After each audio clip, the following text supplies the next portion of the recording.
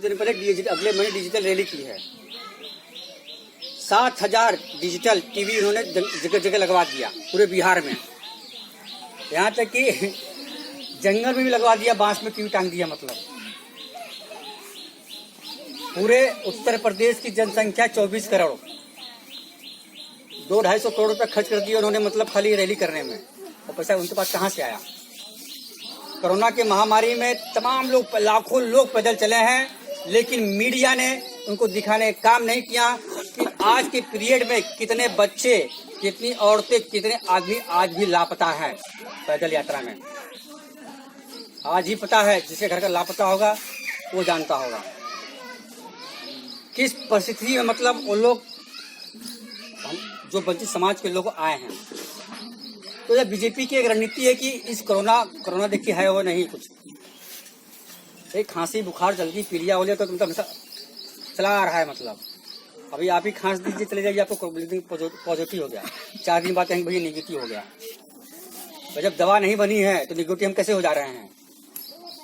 तो खाली ये बीजेपी की कोरोना के आड़ में, जैसे आज हमारा समाज के लोग सोशल मीडिया के माध्यम से, और कुछ हमारे समाज या कुछ वंचित समाज के जो बुद्धिजीवी होते थे, बच्चों को जैसे हम ज्ञान दे रहे हैं, वैसे सोशल मीडिया पे लोग ज्ञान दे रहे थे, मतलब पढ़ा लिखा रहे थे। तो यह आवाज मनुवाद के खिलाफ बहुत तेजी से बढ़ रही थी। अब ब्राह्मणों को लगा कि मनुवाद, बीजेपी, आरएसएस को लगा कि ये क्या हो रहा है, ये तो जाग जा रहा है, ये अपने हक अधिकार की बात कर रहा है। अगर ये जाग जाएगा तो कुर्सी हमारी छिन जाएगी और ये वंचित समाज का बच्चा सीएम और पीएम हो। देखिए वो लोग 20 साल की बात की राजनीति सोचते हैं, उनकी राजनीति 20 साल के पहले की बात की होती है। 20 साल के बाद क्या होने वाला है वहां तक वो राजनीति करते हैं। हम तो मतलब अपने पैर तक की राजनीति के बारे में नहीं सोचते हैं। मतलब तो हमारा विकास कहाँ से होगा? कोई समझाने आया तुरंत बोलते 50 पार्टी बना लिए। तो पहले बात तो सुनिए, निष्कर्ष निकालिए, अच्छा लगा तो मानिए, वोट तो देना है, बात की बात है ना। तो यह भारतीय जनता पार्टी की जो मंशा है, ये सिर्फ वंचित समाज को गरीब बनाने की मंशा है।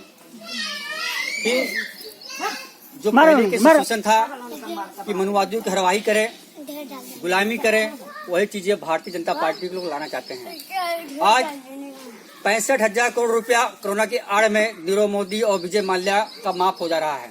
क्यों माफ हो रहा भाई? हम कहते हैं उत्तर प्रदेश की आबादी 24 करोड़ है, के आसपास होगी ना बाबू जी? 24 करोड़ के आसपास होगी। 37 करोड़ है नहीं, 24 करोड़ के आसपास। चाहिए एक हो जाइए इस मनुवाद और बीजेपी को फाड़ फेंकने के लिए। आज हमारे समाज में, समाज के लोग, अभी हम फेफना में गए थे, एक बिन के लड़के की हत्या हो गई है निरा थाना में। बहुत गरीब है, बहुत गरीब है। गाजीपुर में राजा राम बिन की हत्या, सरोज कुमार बिन की हत्या, जौनपुर में नेहा निषाद की हत्या, गणेश कुमार बिन की हत्या, बलियान, अरे किसी भी एक जिला से हमारे समाज की हत्या नहीं हो रही है। और मार कौन रहा है? कहीं तो मार रहे हैं, कहीं मनुवाद के लोग मार रहे हैं, और हमारे समाज के लोग बोलते उन्हीं को वोट दीजिए। कब तक चलेगा ऐसा? इसीलिए माननीय ओम प्रकाश राजभर जी, बाबू सिंह कुशवाहा जी, कृष्णा पटेल जी, बाबू रामपाल, प्रेमचंद प्रजापति, रामकरण कश्यप और मैं केवट रामधनी बिंद, हम लोग ने एक बैठक किया और बैठक में यह निर्णय लिया कि भाई अकेले अकेले कोई चुनाव जीत नहीं सकता है।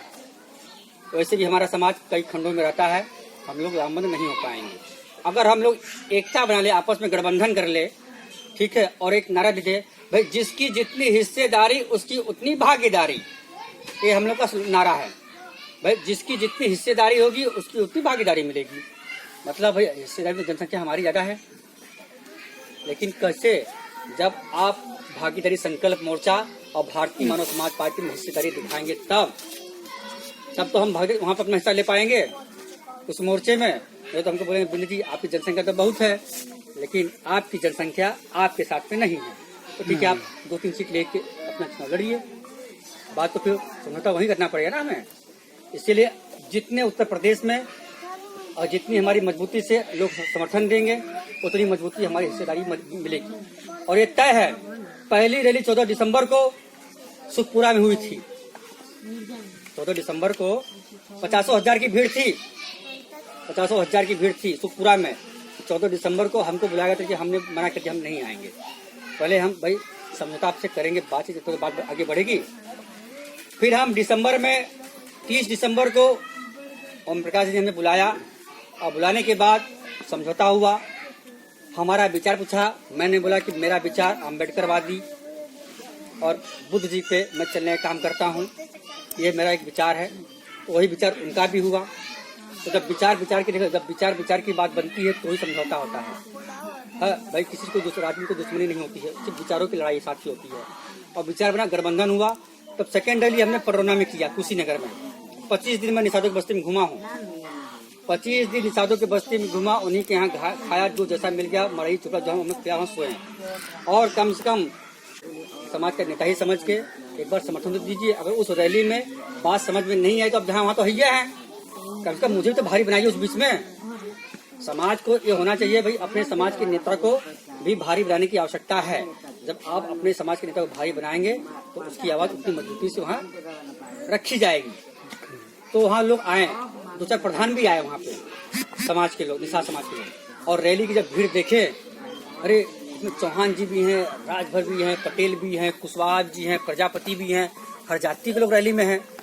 और उस पडरौना की रैली में योगी ने हमें परमिशन नहीं दिया था, परमिशन नहीं दिया। 1-2 दिन पहले सभी मीटिंग हुई, बोले रैली क्या किया जाए, सारी व्यवस्था हो चुकी है। हम लोगों ने कहा रैली होगी, भले हमको लोग को जेल में जाना पड़ेगा। और रैली हुई, और रैली होने के बाद उनका एसपी का ट्रांसफर हो गया। लेकिन देखिए, जहाँ भीड़ चलती है वहाँ कोई रोक नहीं सकता है, तो भीड़ में यह ताकत होती है। उसके बाद सेकेंड रैली हमने प्रयागराज में किया, इलाहाबाद में 12 विधानसभा है एससी का, वहाँ पे 60,000 बिंदु की संख्या है। 60,000, 42 गांव है एक लगले से, मतलब पूरा 42 गांव गिन के वहाँ हम लोग रैली किया। वहाँ भी बहुत जनसंख्या हुई, भीड़ हुई। और वही 15 मार्च को रैली थी। उसके बाद तो कोरोना लग गया। अगर कोरोना नहीं होता था तो हम लोग सपा बसपा बीजेपी की हवा खराब कर दी होते थे, मतलब सब हिल जाते।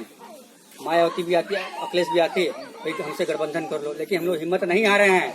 आज इस कोरोना के चक्कर में कोई भी पार्टी रैली नहीं कर पा रही है, बीजेपी के सिवा सपा बसपा भी नहीं कर पा रही है। लेकिन भागीदारी संकल्प मोर्चा के 8 राष्ट्रीय अध्यक्ष गांव-गांव चल के, हर जिले चल के इसी तरह चौपाल की बैठक लगा रहे हैं। और इसी बैठक में हम लोग अपनी बात कर रहे हैं। भाई बात और विचार को कहने से ही मतलब है ना, विचार है भाई, थोड़ा सा हमको अधिक मेहनत करनी पड़ेगी। लेकिन गांव-गांव जिसकी अगर तैयारी जमीन पे नहीं होगी वह कामयाबी कभी हासिल नहीं करता। कांसी राम जी कहना, आज कांसी राम जी ने एक नया पैदल चल के इतिहास ने काम किया और अमर हो गए। जब तक ये दुनिया रहेगी तब तक उनकी अमरता रहेगी। इसी कहते हैं अमर, कोई अमर पीछे नहीं आता, इसी कहते हैं अमर। अम्बेडकर जी अमर हो गए, बुद्ध जी अमर, सब अमर पुरुष हो, मतलब अमर कहा जाता है। साथियों, यही सब मेरे विचार है। ऐसे और बहुत सी बातें हैं। और आप लोग कहीं भी रहिए,